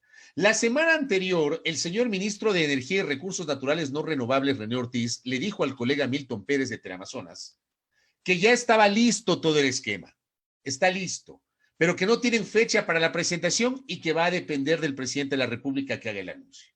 O sea, que él no lo podía hacer, que él no podía dar mayores detalles porque lo iba a hacer el presidente. Ya, el tema es que, José Antonio, amigos y amigas, 2 ministros de Estado, el de Economía y el de Energía, por separado, dijeron lo mismo, que estaba listo el esquema para eliminar los subsidios. Resulta que hoy, Diario Expreso, en una nota del colega periodista Javier Montenegro, publica que el gobierno busca 5 especialistas que desarrollen un plan para focalizar los subsidios. Me descuadró esta nota. La idea no está descartada. Pero Fabri, quizás estaba pensando en la eliminación del subsidio, luego se hizo este análisis político, dijeron no vale la eliminación, hay que ir por una focalización, y quizás lo que estaba preparado era la eliminación del subsidio, que al final del día es la firma de un decreto. Volvemos entonces a lo mismo, el gobierno de los anuncios y no de las concreciones. Dice la nota de Javier Montenegro, la idea no está descartada y por el contrario toma fuerza. El Ministerio de Economía y Finanzas inició el proceso de contratación de 5 profesionales que busquen mecanismos para eliminar el modelo actual de subsidios a los combustibles. Me detengo ahí. Resulta que están despidiendo gente en el sector público, eliminando instituciones públicas, dicen que no hay plata, aseguran que se echan abajo contratos ocasionales. Yo les pregunto, ¿no tienen técnicos en el Ministerio de Finanzas y en el Ministerio de Energía para analizar este tema que necesitan contratar gente de afuera? O sea, te juro que es un contrasentido. Yo no lo entiendo, de verdad. Pero bueno, dice, además los nuevos funcionarios públicos deberán diseñar otros medios de compensación para los sectores de la población más económicamente vulnerables. Según la convocatoria abierta, Finanzas está buscando un abogado que diseñe los mecanismos de focalización de subsidios e instrumentos de política pública de compensación. El contratado contará con el apoyo de un profesional de energía y transporte y de otro especialista en desarrollo social y pobreza. Junto con los 3 principales encargados, se ubicará un consultor especializado en el diseño y elaboración de proyectos de preinversión y de términos de referencia para la contratación de bienes y servicios de consultoría y un profesional adicional para perfilar el plan de eliminación de subsidios. Mira, ahí no te está hablando de focalización, te está hablando de eliminación. Dice, al menos de eliminación del modelo actual. El cambio en la estructura de subvenciones a los combustibles es una tarea que el gobierno impulsa con más fuerza desde octubre del año pasado. En ese mes no se hizo una planificación ni se contrataron analistas. Solo se eliminaron los subsidios y como consecuencia hubo una paralización y una serie de protestas violentas que terminaron con fallecidos y daños a la propiedad pública y privada. Querido José Antonio, tal vez yo estoy equivocado. Yo no soy el dueño de la verdad, de modo alguno, ni pretendo ser el dueño de la verdad. Pero por un lado te dicen una cosa y por otro lado te dicen otra. Entonces, ¿qué mismo? O sea, tienes 2 anuncios de 2 ministros, el presidente no ha vuelto a hablar del tema y ahora aparece esta nota que acabo de dar lectura en donde hablan de la contratación de profesionales para que les den, voy a hablar popularmente, ¿no? Para que les den haciendo las cosas. Yo no entiendo. No entiendo. Claro, y lo que más sorprende es que es la pregunta que dice, ¿qué se hizo entonces en estos 7 meses? Nada. Nada. Porque tú dices, ok, mira, todavía no me voy a juntar con nadie, no voy a propiciar el diálogo, o el diálogo está abierto, pero todavía no nos vamos a sentar a la mesa, porque yo, papá Estado, quiero llegar con una propuesta que sea aplaudida de pie, ¿no? Entonces, para eso, obviamente necesito contratar a unas personas y todo lo demás, porque lo que da cuenta esta nota del Diario del Expreso es que si se está abriendo un concurso para contratar a 5 personas hasta que estas personas asomen, que estas personas sean contratadas y estas personas se pongan a trabajar, el tema de los subsidios no estará sino después de un par de meses en el mejor de los casos. Oye, y el gobierno a la vuelta de la esquina está por iniciar su último año de mandato. El día de hoy, la Asamblea Nacional ha iniciado su último año del periodo legislativo. En 10 días, el presidente Moreno deberá presentar su informe a la Nación del tercer año de su mandato e iniciar su último año. ¿Cuándo van a tomar una decisión? O sea, yo insisto, José Antonio, y este es el tema de fondo. Yo no me voy a desdecir en una posición muy personal que yo tengo y por la cual cuando la manifesté en octubre alguna gente incluso me criticó. Pero es normal, está bien que me critiquen. Yo sí creo que hay que revisar el tema de los subsidios a los combustibles, por supuesto. Yo no creo que deba haber una eliminación total de los subsidios, sí una focalización. También soy de los que cree que durante la década del economista Correa en el poder se perdió esa gran oportunidad y eso le pregunté hoy a Mariel Saviteri, que fue ministra y que fue parte del Frente Económico del economista Correa en su momento. Y ministra también del actual presidente. Y ministra, claro, pero duró ni 2 meses, creo que duró el economista Viteri, ¿ah? Porque salió para reemplazarla por Richard Martínez. Yo creo que, por ejemplo, en la década de Correa, me parece a mí que se perdió esa oportunidad, aunque debo decir también, hubo algunas decisiones que debieron haber allanado el camino para comenzar a hablar de la eliminación de los subsidios. Una de esas, las cocinas de inducción. A ese plan lo desbarataron, lo desprestigiaron, lo desmantelaron, hablaron de negociados que no sirven, que las cocinas de inducción no hacen cocolón, que no sé qué, que no sé cuánto. No hace cocolón, no hace cocolón. No se puede flamear, una carnecita con cebolla. Pero por Dios, o sea... Pero hay formas creativas para lograrlo. Claro, redujeron el debate al cocolón. O sea, con eso te digo todo. Cuando lo de fondo era, a partir de ese plan, comenzar a justamente instrumentar el cambio de la matriz energética, porque tiene suficiente generación hidroeléctrica. Hoy ya no es el Ecuador de los 90, donde tú tenías apagones cada vez que venía un estiaje. El temido estiaje, los periodistas preocupados por la cota de Paute. ¿Qué pasa con el agua que no puede almacenar Paute? Porque no había la central de Mazar. Y llegaba la época de estiaje y los apagones. La famosa hora sixtina del año 94-95, establecida por el presidente Durán Ballén. En la canasta básica tenías que tener un rubro para velas, para espermas, ¿no? Para pilas. O sea, ya no es ese país, porque ahora este es un país excedentario, que hasta eso se critica, que ahora estamos desperdiciando energía y que tenemos mucha energía, ¿ya? El tema es que se puso en el tapete de la discusión la necesidad del cambio de la matriz energética. Yo sí creo que había que discutirlo. Y creo que una manera de discutir ese tema era impulsar las cocinas de inducción. Era generar una política mucho más clara para que si compras una cocina de inducción, logras un beneficio en tu tarifa eléctrica. Yo me acuerdo que cuando Correa planteó la posibilidad de aumentar los aranceles por la importación de calefones, aquí ardió Troya, pues. No sé si tú te acuerdas, José Antonio. O sea, en lugar de, a partir de allí, hacer un debate muy serio, sobre el uso de la electricidad e ir migrando a la posibilidad de utilizar combustibles limpios y no combustibles fósiles, resulta que lo circunscribieron a las cocinas de inducción que no hacen cocolón y a cómo así me van a incrementar el precio de los calefones.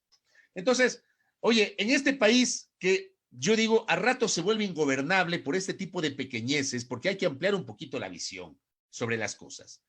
Se perdió esta gran oportunidad de debatir en serio estos temas y de pensar en una focalización de los subsidios, cosa que no ocurrió. Este gobierno lo ha pensado y no lo ha pensado por los argumentos con los cuales aparecieron en octubre. que hay que evitar el contrabando, que hay que evitar la contaminación.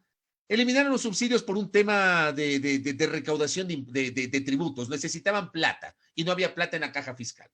Necesitaban recursos. Simplemente por eso.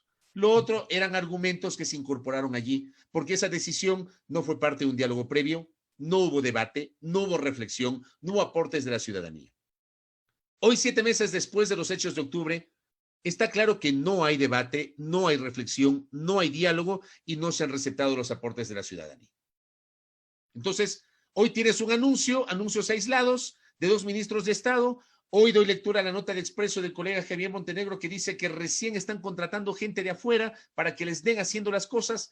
Entonces, otra vez, anuncios, anuncios, anuncios. ¿Dónde están las concreciones?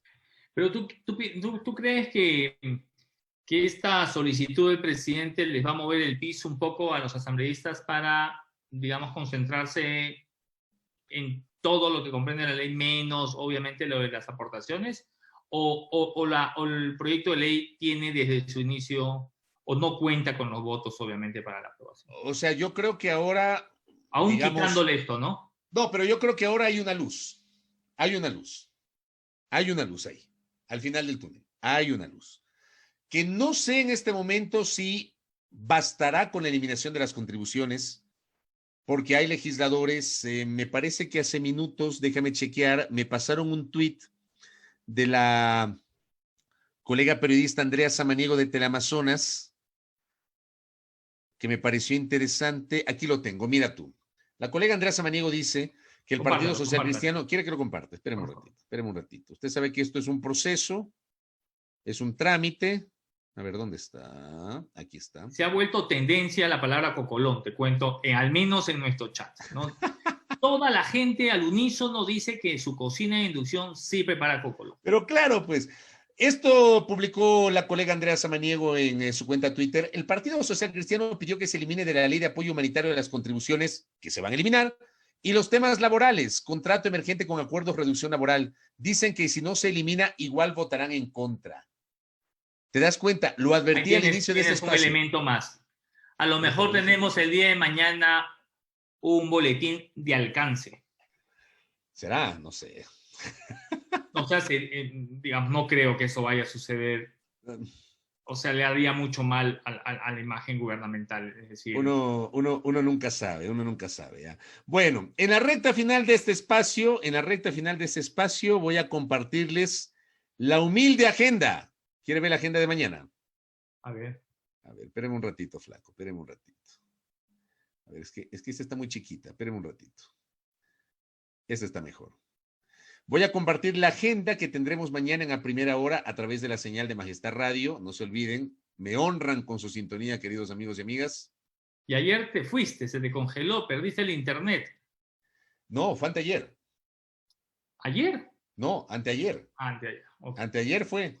Que mi mamá me escribió y me dijo me dijo, qué chistoso cómo se te vio congelado, me dijo mi mamá. Y los colaboradores de Primera Plana no dudaron ni un segundo en capturar la imagen y hacerte un meme, ¿no? Así son. Bueno, ¿qué tenemos mañana? Póngale ojo, muy interesante agenda como siempre y también variada, para todos los gustos, amigos. Estará con nosotros María de los Ángeles Duarte, exministra de Transporte y Obras Públicas, sentenciada por el caso Sobornos 2012-2016. Carol Murillo, articulista, docente, académica, analista, para hacer una lectura de la coyuntura nacional. Hablaremos sobre la asamblea, lo que pase hoy, lo que pueda pasar mañana, con Guillermo Celia, asambleísta de Suma. Estaremos dialogando con un experto bioquímico, Nelson Montoya, él es de Clorox, para recomendaciones sobre desinfección de espacios, y también con Carlos Cárdenas, gerente de la ciudad Mitad del Mundo, para hablar sobre turismo y la reactivación luego de la emergencia.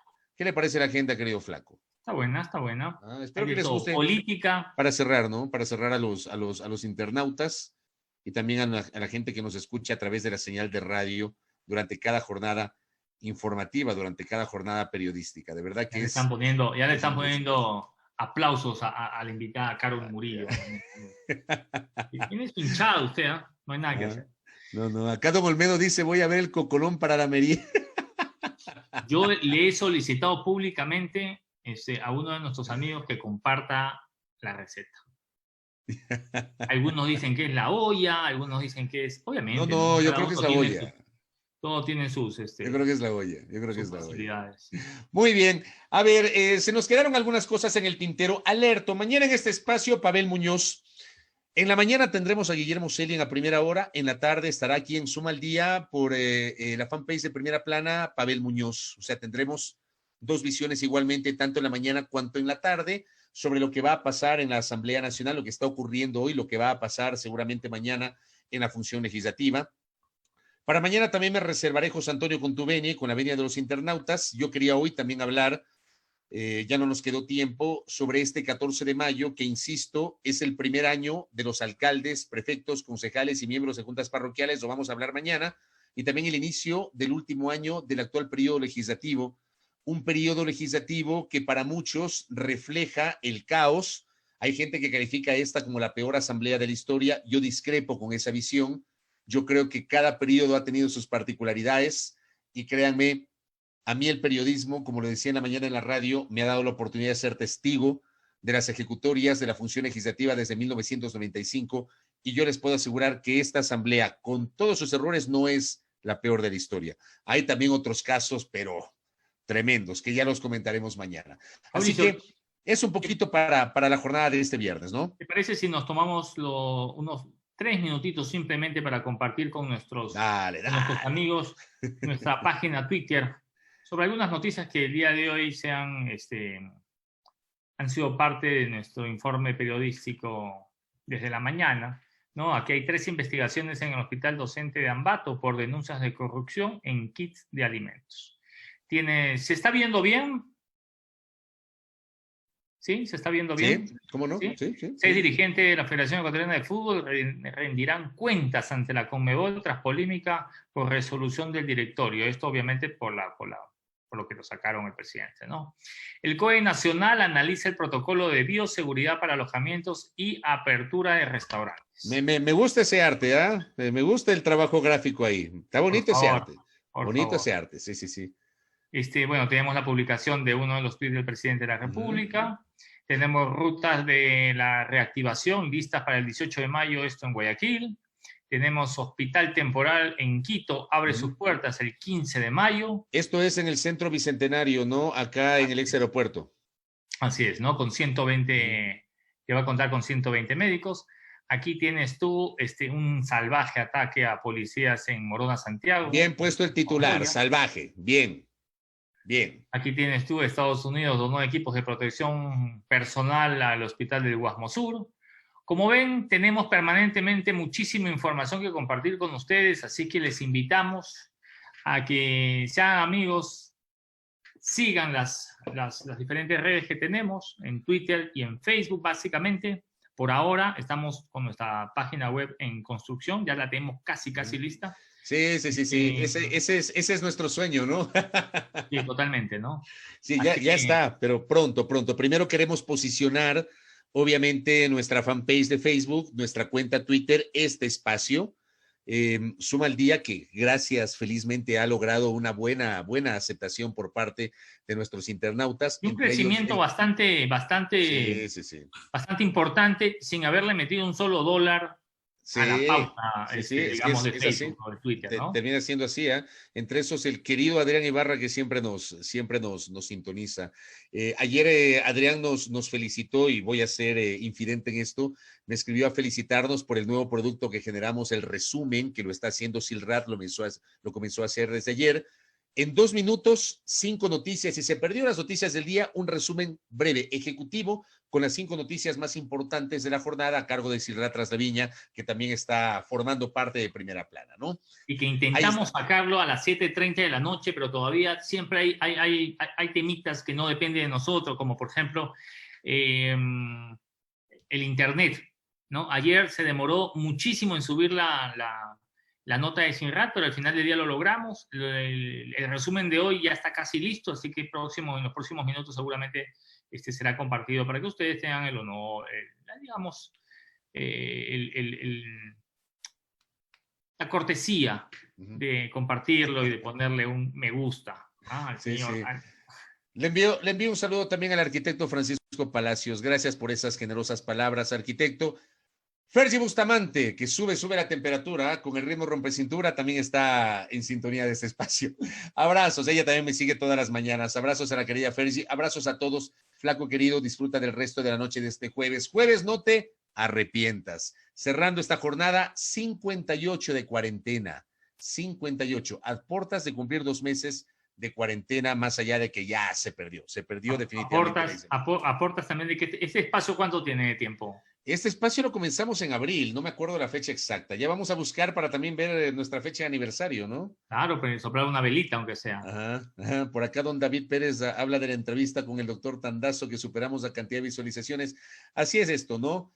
Unos días más, otros menos, pero siempre tenemos pues internautas que nos siguen, que nos critican y que nos enriquecen. Muchas gracias. Abrazos para todos. Y nos exigen que salgamos también en YouTube. Lo estamos investigando ya. Sí. Vamos a ver qué pasa. Ayer Tere Menéndez me dice, solamente les faltó decir que quieren salir en un canal de televisión. Bueno, yo en la mañana sí salgo en un canal de televisión, en Majestad Televisión en Santo Domingo de los Áchilas. Allá también tenemos nuestro público que nos sigue. Muy bien, Flaco. Los espero mañana a las 6 horas en la primera hora por Majestad Radio. 17 horas con 30 minutos. Los esperamos aquí en Zoom al Día por la señal de la fanpage de Facebook de Primera Plana. Buenas noches, que descansen. Chao, chao.